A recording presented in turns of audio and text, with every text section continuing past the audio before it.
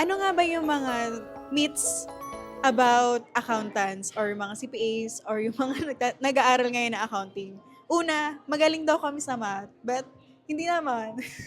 Pero usually yung mga kumukuha ng accountancy, sa umpisa kinukuha nila yun dahil magaling daw sila sa math, mag-accounting daw sila at hindi daw magasto. So, yun daw yung course na maganda.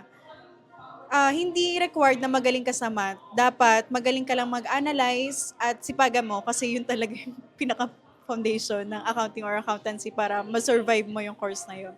Pangalawa, kada pirma mo raw ay 10K or 15K. Ay, sana nga po. But hindi. Hindi siya ganun nag-work. Siguro sa ibang mga experience na or mga boss na nag-work siya yung mga may sarili ng accounting firm, yan, yung mga kada pirma siguro nila ganun na yung worth. Pero kami na mga normal na accountant or CPAs, hindi siya kada pirma lang ay 15K or 10K or kung anong amount man yun.